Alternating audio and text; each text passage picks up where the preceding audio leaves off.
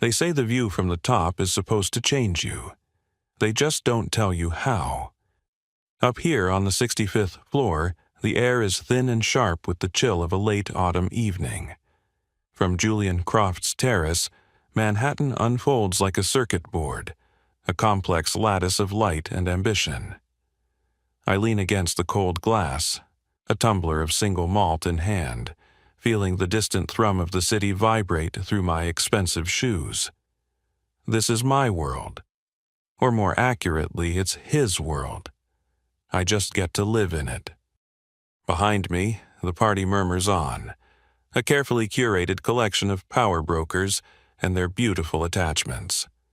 And among them, the most beautiful of all, is my wife. Isabella's laughter rings out, a sound like ice cubes clinking in a crystal glass. It's the perfect sound for a place like this. She's the perfect accessory for a man like me. Leo, Croft's right-hand man, his top risk analyst, the one who sees the patterns no one else does. Together, we are a portrait of success. But I'm paid to see the cracks in things, in markets, in companies, in people. Lately, I've started seeing them closer to home. Tiny, hairline fractures in the polished veneer of my life. A text message deleted a little too quickly. A business trip for her that doesn't quite add up. I've been gathering the data points, telling myself it's just my professional paranoia bleeding into my personal life. A hazard of the job, nothing more. Tonight, I get the data point that changes everything. Julian, a titan in a bespoke suit, steps over to Izzy. He drapes her cashmere shawl over her shoulders to ward off the chill from the open terrace doors. It's a simple, paternal gesture. Except it isn't. His hand rests on her bare shoulder for a beat too long, his thumb stroking her skin in a small, circular motion. It's a gesture of ownership. A gesture meant to be invisible to everyone else, but to me, it screams. Their eyes meet. It's for less than a second, but it's enough. In that glance, I see a shared history that has nothing to do with me. They've built a world within my world, a secret place where I am not invited. In that moment, watching the man who signs my checks claim the woman who shares my bed, I finally understand my true position. I'm not a king in this castle. I'm not even a knight, I'm just part of the decor. They look like proprietors, admiring their assets. And I realize I am the primary asset being discussed. The perfect, loyal, unsuspecting husband. The engine that helps run the empire while the emperor enjoys the spoils. The laughter from the party sounds different now, hollow and mocking. The glittering city below looks cold and indifferent. My perfect life isn't a fortress. It's a gilded cage, and I just realized the door has been locked from the outside. A cold rage, clean and sharp as a shard of glass, settles in my gut. They think I'm a fool, a reliable, intelligent, but ultimately harmless part of their game. They've made a critical error. They have miscalculated the risk. Because they forgot what it is I do for a living. I don't just identify problems. I neutralize them. Paranoia is an occupational hazard. In my line of work, it's the whisper that keeps you alive, the nagging doubt that uncovers the fatal flaw in a billion-dollar deal.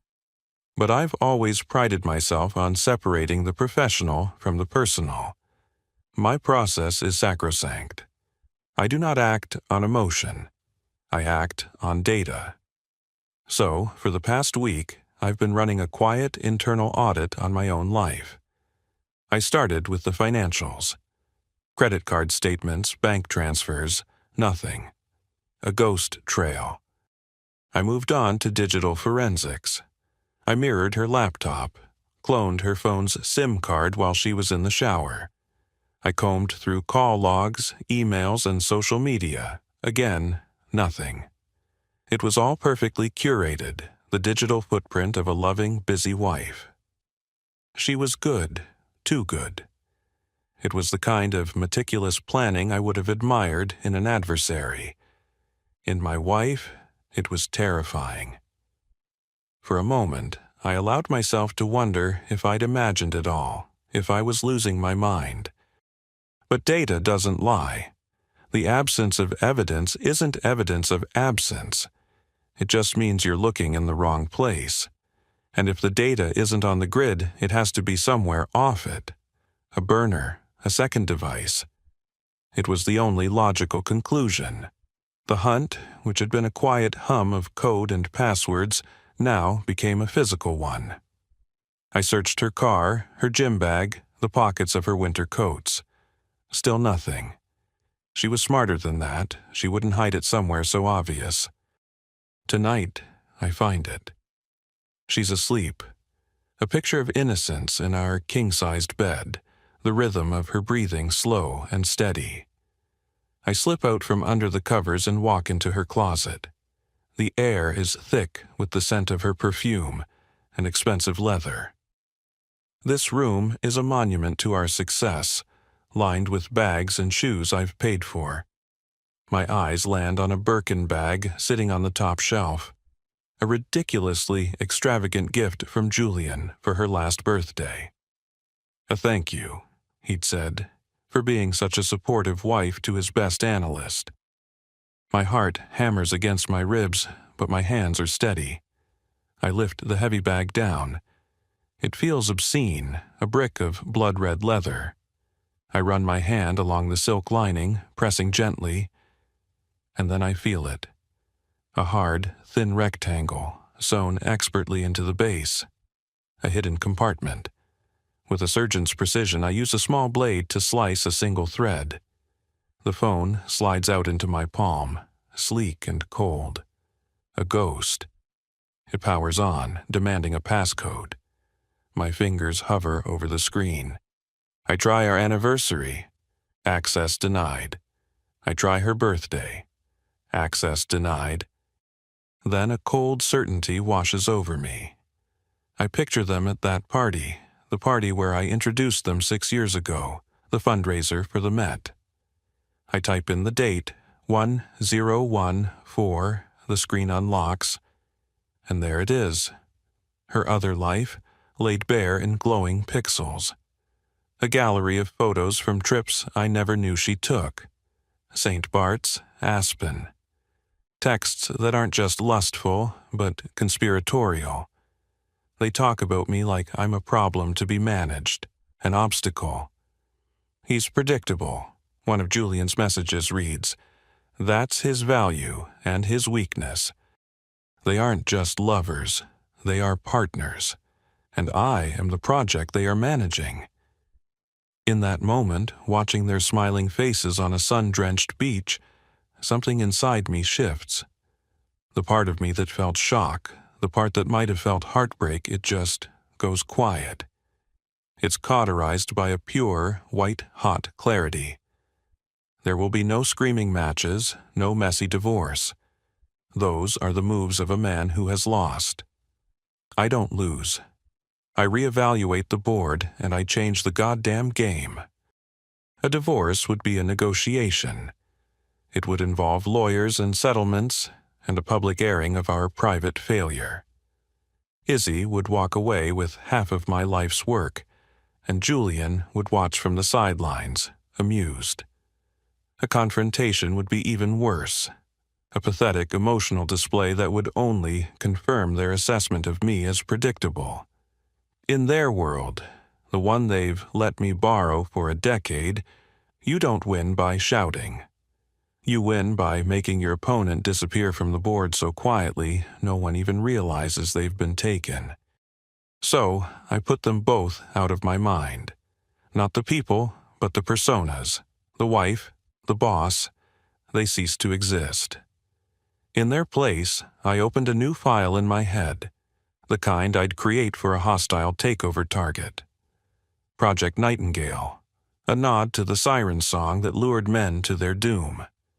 The objective, not revenge, but neutralization. I began to study Julian Croft not as the man who built an empire, but as a system. I analyzed his inputs and outputs, his strengths, and most importantly, his vulnerabilities. His greatest strength was his fortress of wealth and influence. A direct assault was impossible. But every fortress has a flaw, a blind spot created by the architect's own arrogance. Julian's wasn't sex or money or power, he had all of that. His weakness was a profound, almost philosophical vanity. He believed he was a master of the universe, a man who could bend the world to his will. He trusted no one but himself, and this manifested in a pathological need for solitude. And that's when I found the entry point. Every weekend, from May through October, Julian took his 70-foot sailing yacht, the Siren, out into the Atlantic. Alone. No captain, no crew, not even a goddamn deckhand. It was his ritual, his communion with the only force he considered his equal, the ocean. He'd leave the Hamptons at dawn on Saturday and return Sunday evening. Out there, miles from shore, there was no security detail, no network of cameras, just one man, convinced of his own invincibility, on a boat. My own plan began to form, elegant in its simplicity. This wouldn't be a murder. Murder is a messy, emotional act. It leaves a motive, a breadcrumb trail for detectives to follow. This would be something cleaner, a tragedy, the kind of story they tell in hushed tones at yacht clubs for years to come. A terrible, unfortunate accident. A powerful man, a beautiful boat, and a storm that came out of nowhere. It would be an act of God. All I had to do was give God a little push in the right direction. I wasn't going to be the weapon. I was just going to read the weather forecast, identify a mechanical weakness, and put the two on a collision course. Julian's pride would do the rest. He would sail into the storm, confident he could master it, and nature would prove him wrong. My role in his death would be completely invisible, a ghost in the machine. I wasn't planning a crime. I was drafting the perfect risk assessment. For the next 2 weeks, my life bifurcated. By day, I was Leo, the diligent analyst, running projections and managing portfolios.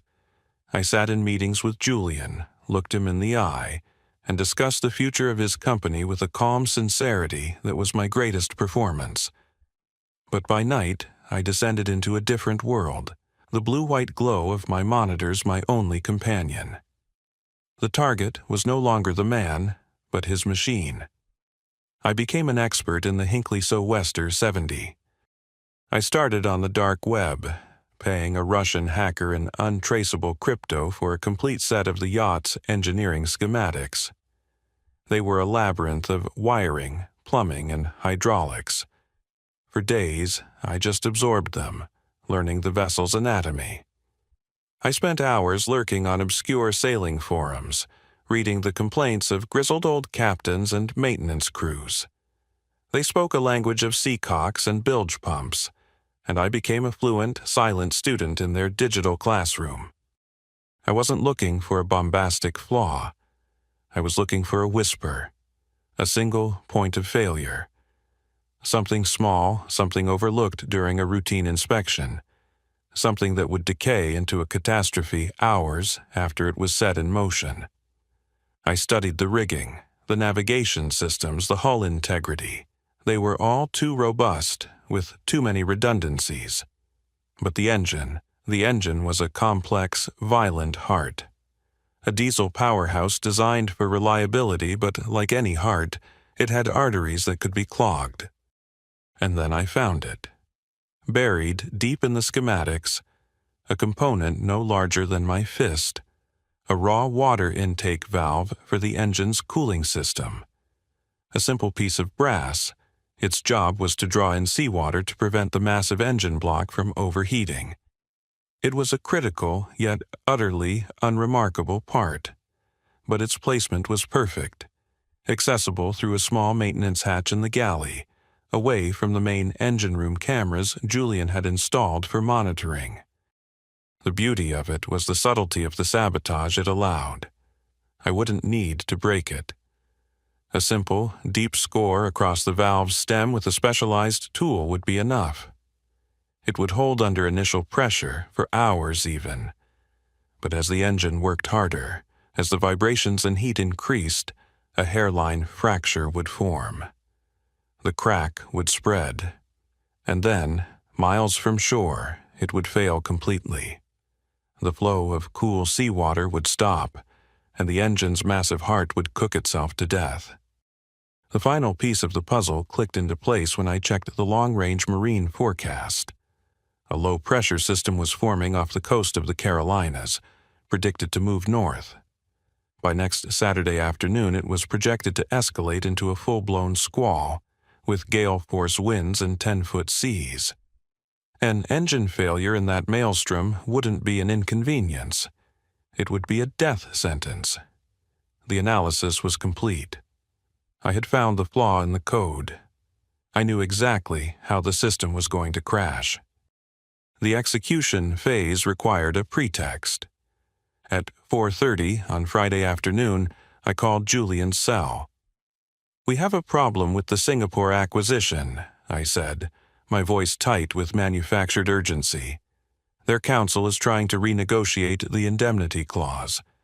If you don't countersign our final offer tonight, the deal could collapse by Monday morning." He swore, took the bait. "I'm heading out to the Hamptons for a dinner. Can't you handle it?" "They need your signature, Julian. A wet signature. I can have the documents couriered." "No time," he grumbled.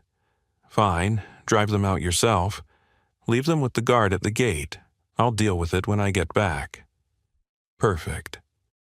The drive out on the Long Island Expressway was a study in controlled aggression. I kept the Porsche at a steady 75, the engine a low growl. In the trunk, wrapped in oilcloth, was a small bespoke tool I'd had a specialist in Germany fabricate from a 3D model I'd designed. A tungsten carbide scoring blade, no bigger than a pen, designed for one purpose. It was a strange feeling, this utter lack of panic. I wasn't a man heading off to commit a crime. I was an analyst on my way to correct a variable. I arrived at the gates of his sprawling waterfront estate at 7:20. The guard, a thick-necked guy named Marcus, recognized my car. "Evening, Mr. Hatcher. Mr. Croft said you'd be stopping by." I handed him the thick manila envelope, my face a mask of professional stress. "Make sure he gets this the second he's back. It's critical." "Will do," he said, logging my arrival time. My car's GPS would confirm it all. I was here for exactly 5 minutes. The perfect ironclad alibi. I drove half a mile down the road, pulled onto a dark, wooded lane, and killed the engine. I changed into dark clothes and running shoes, my movements economical and precise. A sliver of moon offered just enough light to navigate the dense woods that bordered Julian's property. The air was cold and smelled of salt and decaying leaves. The adrenaline started to pump. Not a frantic panic, but a cold, clean fuel. Every sense was heightened. This was the part of the analysis that couldn't be done from a desk. After a 10-minute walk, I emerged from the tree line onto the manicured lawn that sloped down to his private pier. The house was ablaze with light, but the waterfront was dark, and there she was, the siren, rocking gently in the black water, her white hull gleaming under the moon. She was a beautiful thing, a testament to Julian's power and taste. It felt like trespassing in a king's tomb. I slipped on a pair of thin leather gloves, my footsteps silent on the wooden planks of the pier. My hand closed over the cold stainless steel railing, and I swung myself aboard, landing silently on the teak deck. The boat was quiet except for the gentle lapping of water against the hull and the creak of the mooring lines. I moved with a confidence born from weeks of studying her layout. I didn't need a light. I knew this boat better than the men who built her. I slid open the companionway door and descended into the galley, a space of polished mahogany and gleaming chrome. The maintenance hatch was exactly where the schematics said it would be, hidden beneath a plush Persian rug. I lifted the corner, my fingers finding the recessed latch. The panel came away with a soft click. The air that rose from the bilge was thick with the smell of diesel, salt, and dampness. I reached into the darkness, my gloved fingers tracing pipes and wires until they found the cold brass of the intake valve. It was almost too easy. I took out the scoring tool. It felt heavy and purposeful in my hand. I braced my arm against the bulkhead, positioned the carbide tip against the valve stem, and applied steady, firm pressure. There was a faint, high-pitched screech of metal on metal, a sound that seemed to last an eternity but was over in a second. I didn't look. I didn't need to. I felt the groove bite into the brass. A single, perfect flaw, invisible to the naked eye, but fatal. A ticking clock set for tragedy. I replaced the hatch, smoothed the rug back into place, and wiped every surface I might have touched. I was back on the pier in less than a minute. My total time on the property was under 10 minutes. As I melted back into the woods, I allowed myself a single, backward glance at the siren. She still looked perfect, floating peacefully under the moon. A beautiful 70-foot coffin. I felt nothing. No guilt, no triumph. Just the quiet satisfaction of a complex problem solved. Back in my car, I stripped off the dark clothes and put my suit jacket back on, becoming Leo Hatcher again. I started the engine and pulled back onto the highway, merging seamlessly into the flow of Friday night traffic. The operation was complete. The variable was corrected. My phone buzzed on the passenger seat, lighting up the dark cabin. It was a text from Izzy, thinking of you. When will you be home? I stared at her name for a long moment. The 3 words a perfect, chilling distillation of the lie we were both living. Saturday dawned with a stunning, almost fraudulent clarity. The sky over the city was a piercing, cloudless blue. Out in the Hamptons, the marine forecast promised perfect sailing conditions until midday. I made coffee, the familiar ritual, a comforting piece of theater. Izzy was already awake, pacing the living room with her phone in hand, a caged energy humming off her. Big day for Julian, I said, handing her a mug. Looks like he'll get a few good hours in before the weather turns. She gave a tight, distracted smile. I hope he's careful. My role today was simple. The attentive, slightly oblivious husband. I suggested we drive into Soho for brunch, then maybe catch a matinee. I needed to fill the hours with a plausible, mundane narrative. All the while, a corner of my mind was 50 miles east, tracking a single icon on a maritime navigation app. The siren had left the dock at 7:03 a.m. I watched its tiny digital avatar inch its way out into the vast blue of the Atlantic, a steady, predictable ping. A heartbeat, for now. By 2 in the afternoon, the sky began to curdle. The brilliant blue bruised to a slate gray, and the wind picked up, rattling the windows of our apartment. The first drops of rain, fat and heavy, spattered against the glass. The low-pressure system was arriving right on schedule. I checked the app again. The siren was 20 miles offshore, holding its position. He was likely waiting for the wind, enjoying the challenge. The arrogance of the man was my greatest ally. He would never run from a storm. He would try to conquer it. Izzy's anxiety was a palpable thing now. She'd abandoned all pretense of relaxing. I watched as she retreated to the bedroom, thinking I couldn't see her. She wasn't looking at her main phone. She was looking at the second one, the ghost phone. I saw the frustration on her face as she refreshed a messaging app. She wasn't worried about his safety. She was angry that her lover hadn't checked in. The delicious, brutal irony of it was a shot of pure adrenaline. She was waiting for a message that would never come. The storm hit with the force of a physical blow. The rain came in sheets, blurring the world outside into a watercolor wash of gray and neon. The wind howled through the canyons of Manhattan, a low, mournful sound. "This is a hell of a squall," Izzy said, her voice thin. She was standing at the window, staring out into the tempest. "He should have turned back hours ago." I came up behind her, placing my hands on her shoulders. "Julian knows what he's doing," I said, my voice a calm anchor in the storm of her agitation. "He loves this stuff." 8 o'clock came and went, then 9. That was his absolute latest return time, even with bad weather. The silence in our apartment was louder than the storm raging outside. I refreshed the navigation app one last time. The screen was empty. A small gray box of text had appeared where the siren's icon used to be. Signal lost. My heart didn't race. It settled. A deep, cold calm washed over me. The algorithm had run its course. The calculation was complete. At 9:37, my phone rang. It was the harbor master from the Sag Harbor Yacht Club. His voice was grim. The siren had failed to make its scheduled check-in. It was not responding to radio calls.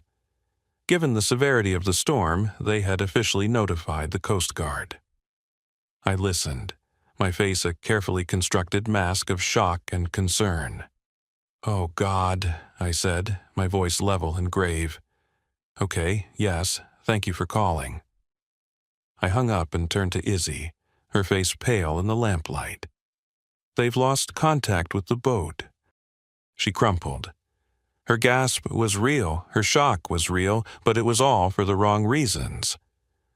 I moved to her, wrapping my arms around her as she began to tremble. I held her close, feeling the tremors of her body against mine. She was playing the part of the worried friend of the family, and she was playing it beautifully. She needed a rock, a pillar of strength to cling to in the crisis, and I would be her goddamn Gibraltar. It was the least I could do for the grieving companion of the man I'd just sent to the bottom of the ocean. The call came on the third day. It was a Tuesday morning, gray and miserable, the city still nursing a hangover from the storm. I was in Julian's office, a cavernous space overlooking Central Park, directing the company's crisis response. I had become the calm center of the storm, the reassuring voice of continuity. Then my private line buzzed. It was a commander from the Coast Guard. "We've found her, Mr. Hatcher," he said, his voice flat. "A fishing trawler spotted her adrift about 30 miles south of Montauk." "And Julian?" I asked, my voice perfectly pitched with a tremor of hope I did not feel. There was a pause. "The vessel was empty, sir. The mast is snapped, significant storm damage to the deck. But no sign of Mr. Croft." I closed my eyes, performing the requisite moment of shock for the 2 board members sitting across from me. I thanked the commander and hung up. The search for the boat was over. The search for the body would be a grim and likely futile formality. For the next 48 hours, we existed in a state of suspended animation. The siren was towed back to a secure Coast Guard facility in Connecticut for inspection. The news circulated in hushed whispers through the halls of Croft Enterprises. I was the nexus of all information, fielding calls from the board, the press, and a steady stream of concerned billionaires. Through it all, I kept Izzy updated, my voice a somber balm.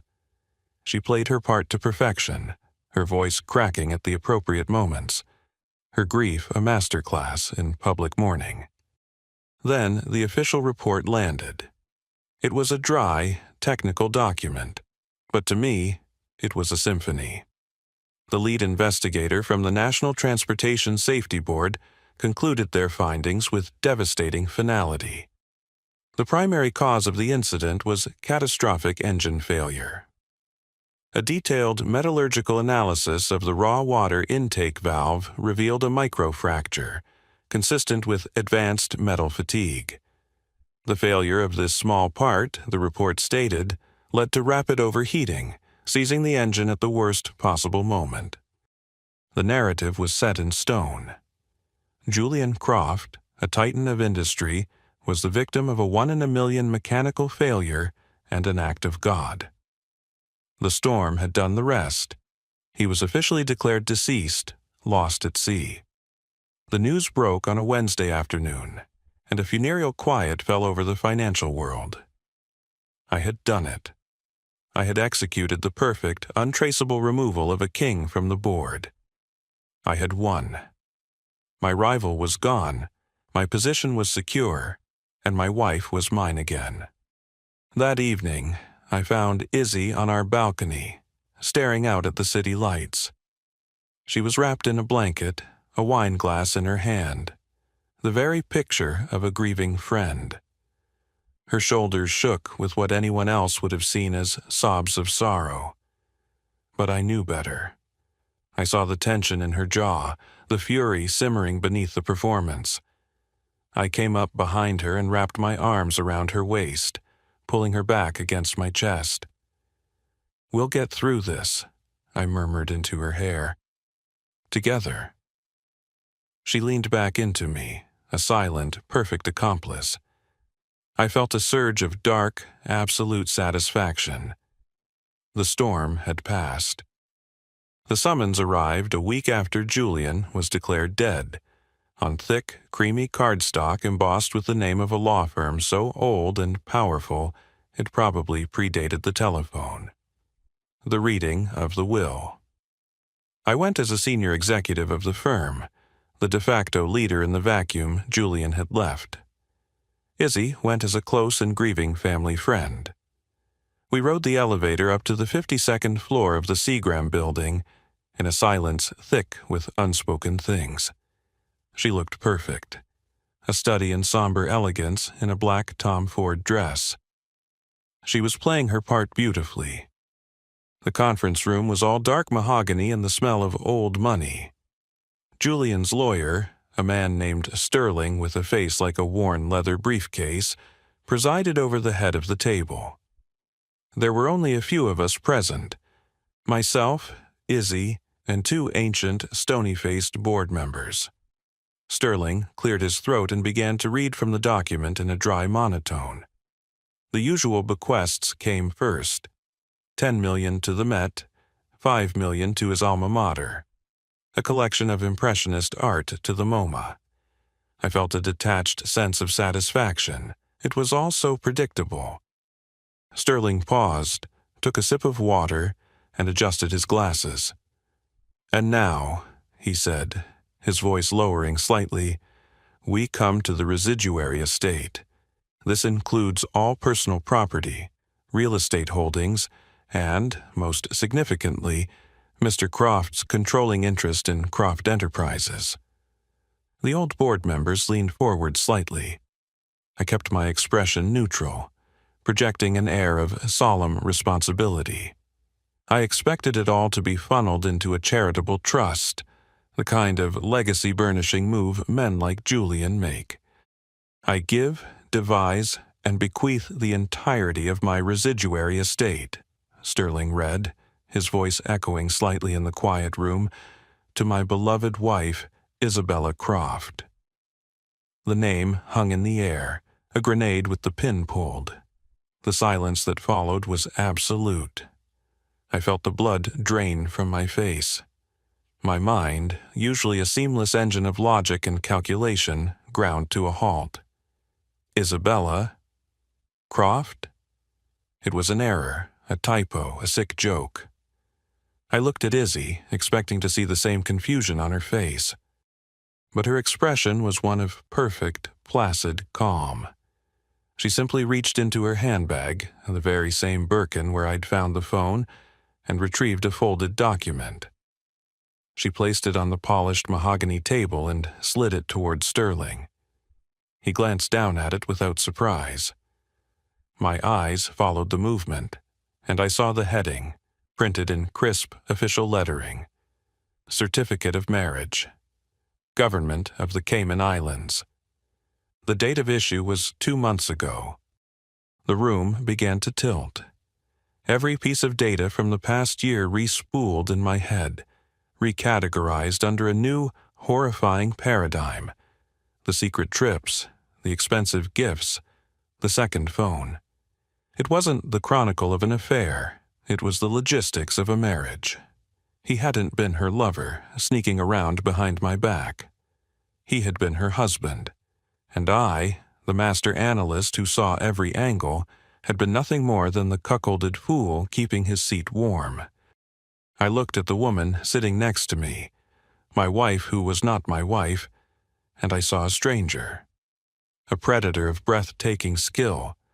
My perfect revenge, the master stroke of my life, was a fraud. I hadn't reclaimed my life by eliminating my rival.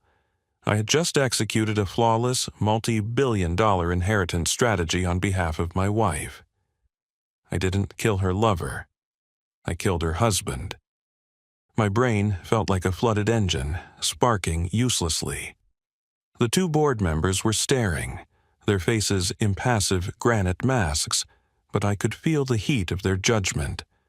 My shock was so profound it was almost a physical presence, a heavy cloak suffocating me. Izzy, however, was radiant. A small, almost imperceptible smile played on her lips. She had won. She had played a game I didn't even know existed, and she had won it all. The $6 billion jackpot. I was a footnote in her epic. But Sterling hadn't put the will down. He held the last page, his thumb and forefinger pinching the corner, as if there was one final, unpleasant piece of business to conclude.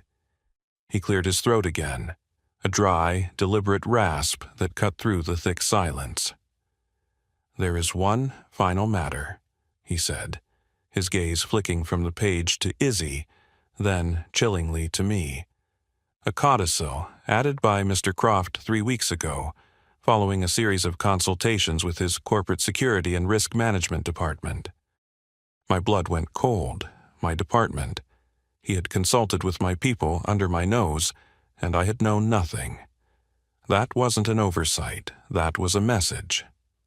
Sterling's voice became even more formal, more precise. He was no longer just a lawyer. He was the vessel for Julian's final, posthumous move on the chessboard. A move from beyond the grave. "This section," he announced, "is titled the Unnatural Death Clause." The name alone was a thunderclap. I saw a flicker of something in Izzy's eyes. Not confusion, recognition. And for the first time since she'd produced the marriage certificate, a sliver of her perfect composure cracked. Sterling began to read. "In the event that my death is determined by any competent legal authority, including but not limited to a court of law or official law enforcement investigation, to be unnatural, the result of a violent act, or to have occurred as a direct or indirect consequence of criminal action by a third party." He paused, letting the words sink in, a master of theatrical timing. I felt my heart begin to hammer against my ribs, a frantic, trapped bird. I risked a glance at Izzy. The triumphant glow was gone, replaced by a pale, waxy sheen. Her knuckles were white where she gripped her handbag. She wasn't just surprised, she was terrified. She knew. She had known about this clause all along. Sterling delivered the final, fatal sentence. "Then my wife, Isabella Croft, is to be treated for all intents and purposes of this will as if she had predeceased me. She shall inherit nothing." The silence that followed was different. It wasn't shock. It was the sound of a safe door slamming shut, of a guillotine blade dropping. The $6 billion prize had vanished. It was still on the table, but now it was sealed inside a box, and the only key was the official story that Julian Croft had died by accident. I looked at Izzy, her eyes, wide with a horror she could no longer conceal, locked onto mine. The triumphant billionaire widow was gone. In her place was a gambler who had just watched the dealer reveal a hidden ace, and in that moment she saw me for what I truly was. Not the fool, not the pawn.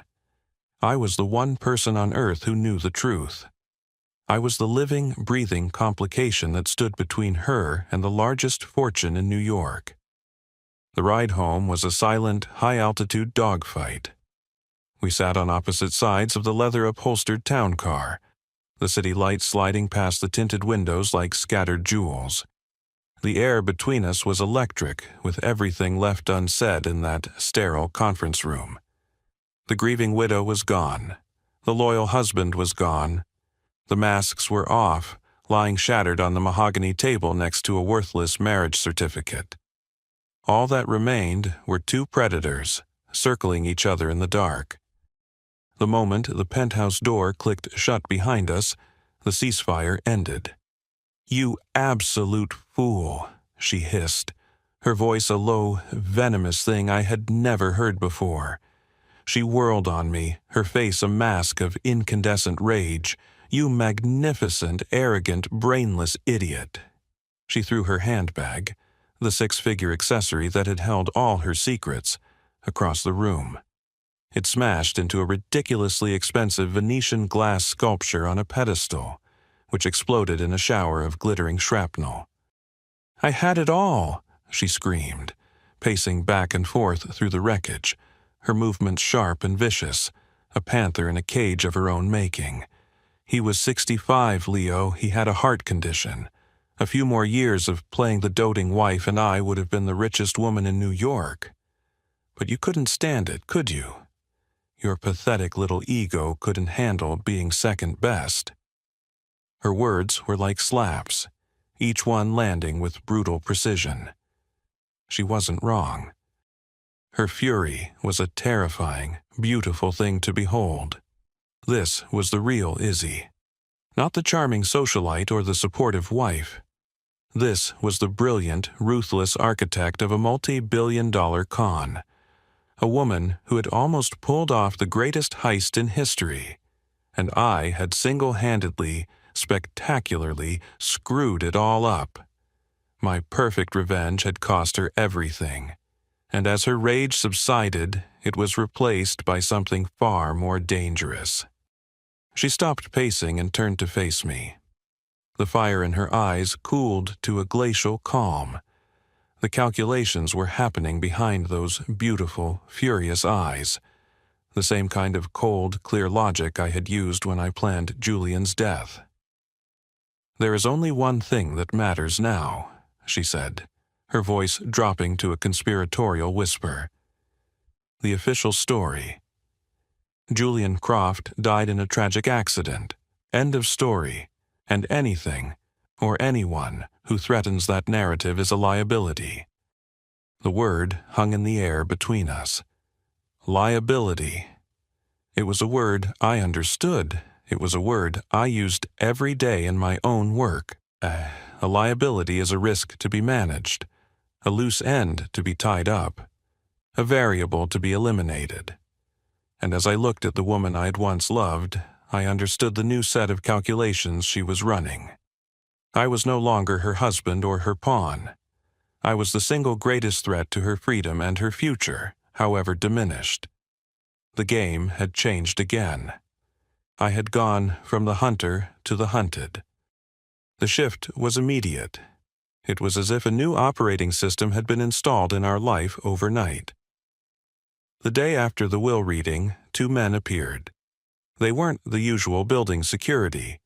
These men were quiet, watchful, and moved with a distinct lack of wasted motion.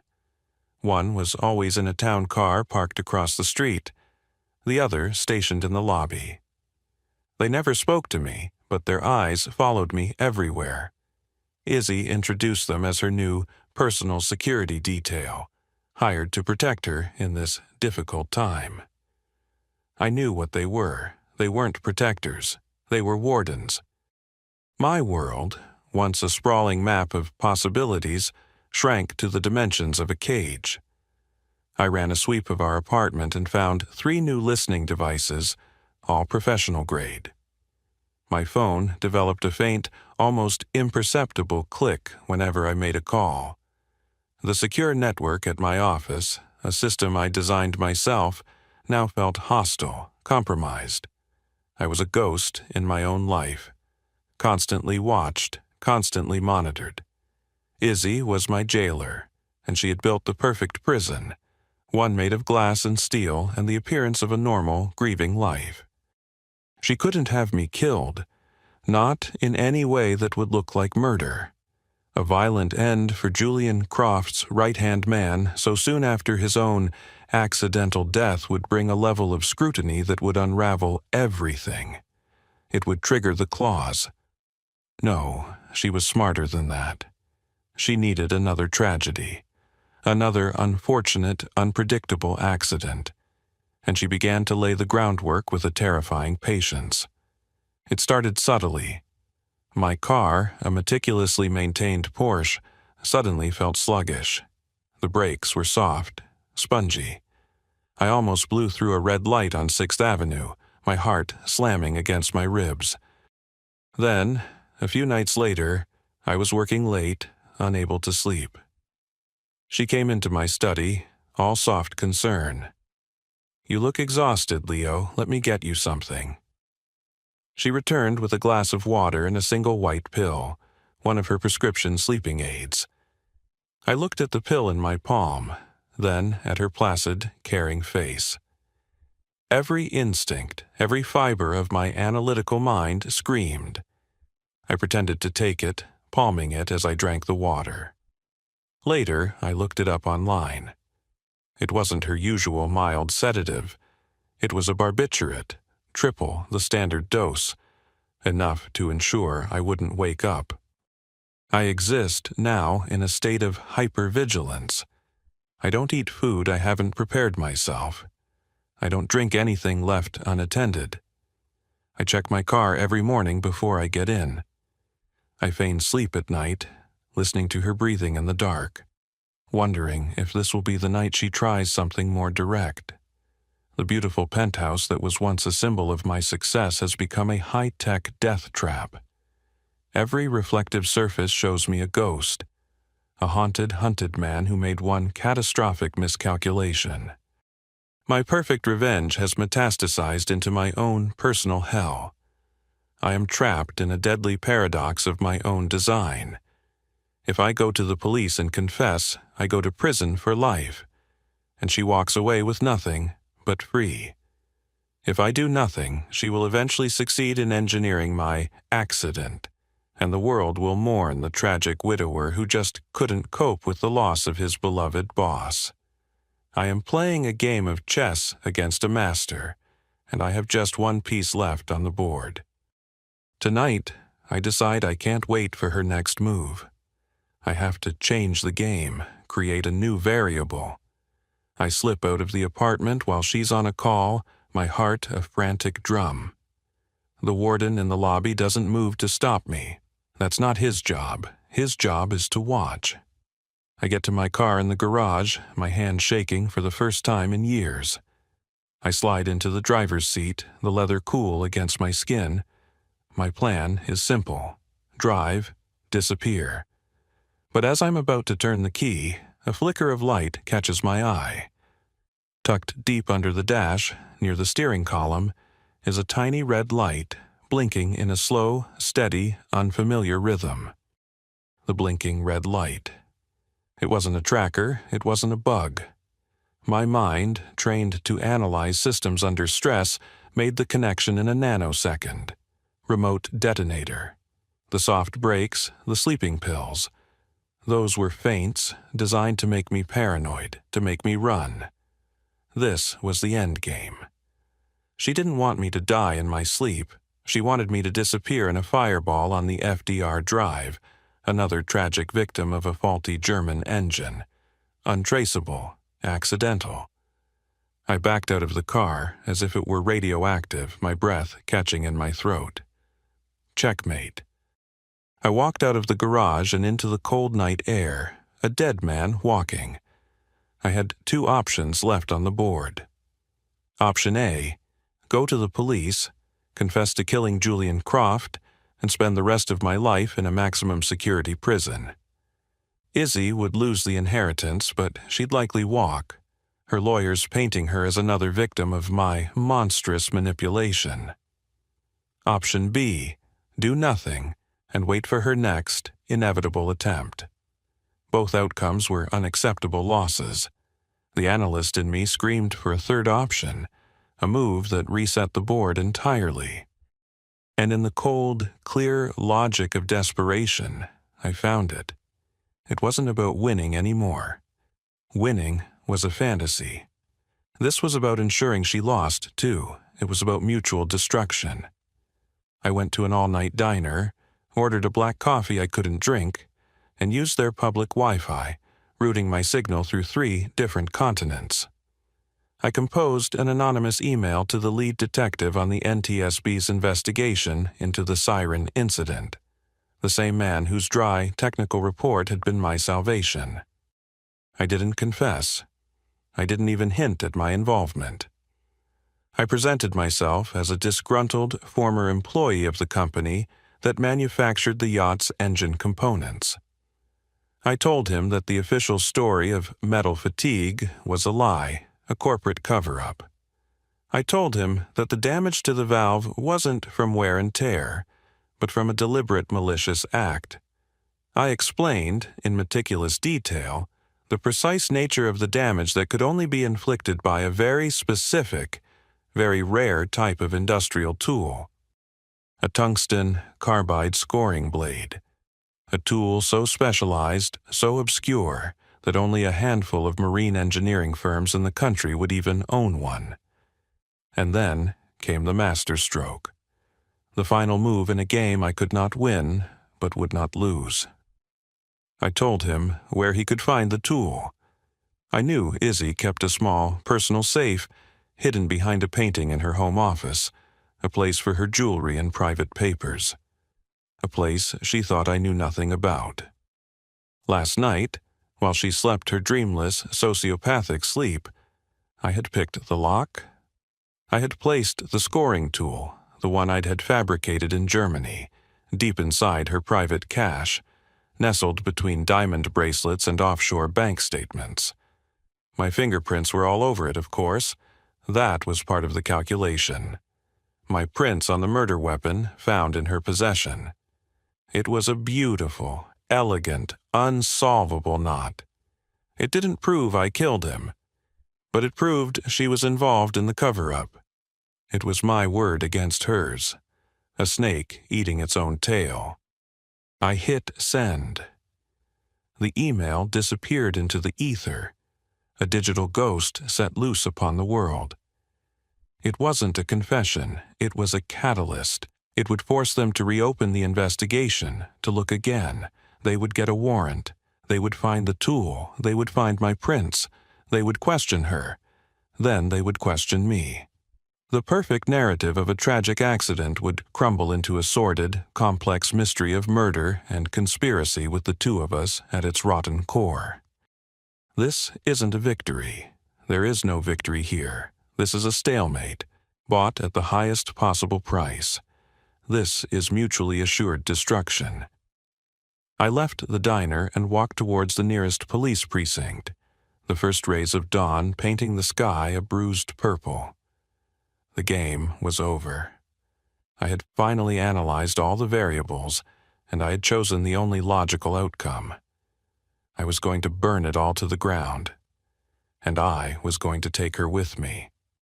I write this from a cell. The walls are gray, the air is stale, and the silence is absolute. It is the perfect environment for analysis. My anonymous email worked exactly as I projected. It was the catalyst, the single grain of sand that jammed the gears of the official story. It forced the authorities to ask one more question, to pull on one loose thread. That's all it ever takes. They secured a warrant for Izzy's home office based on a credible, albeit anonymous, tip. They found the safe, of course. And inside, nestled among her blood diamonds and bearer bonds, they found my little German-made masterpiece. The forensics were conclusive. My fingerprints, clear and damning, were all over the tool. Her fingerprints, frantic and smudged, were all over the safe. The perfect, elegant knot I had tied. It implicated us both in a conspiracy so tangled that even her high-priced attorneys couldn't unravel it. They brought her in first. Then they came for me. In a sterile interrogation room, under the flat buzz of fluorescent lights, I finally laid my cards on the table. I gave them everything. The second phone, the secret marriage, the unnatural death clause. I walked them through my plan to sabotage the siren, my voice as calm and steady as if I were delivering a quarterly earnings report. My confession, corroborated by the evidence they already held, was an airtight case. Her defense shattered. The narrative of the grieving widow was replaced by the portrait of a co-conspirator. She lost everything. The clause in the will was triggered with the force of a tectonic plate shifting. The billions dissolved from her grasp, flowing instead into a charitable trust Julian had set up. The final, perfect irony? The trust is dedicated to providing legal aid for victims of corporate raiders.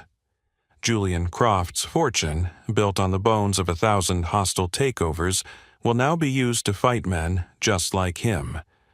It's a joke so bleak, so perfect, I can almost appreciate it. As for me, I received a sentence of life without the possibility of parole. Justice, in its own brutal, symmetrical way, has been served. I avenged the betrayal. I neutralized the threat. I executed a flawless final strategy that left no variable to chance. I look at the gray concrete walls of my new home, this 6-by-9-foot box, and I feel nothing. No remorse, no satisfaction. Just the profound, silent emptiness that comes after a complex problem has been solved. I won the war. But the price of victory was everything else. And I have the rest of my life to analyze the one risk I never saw coming. The one I couldn't quantify or control. The human one. The one named Isabella.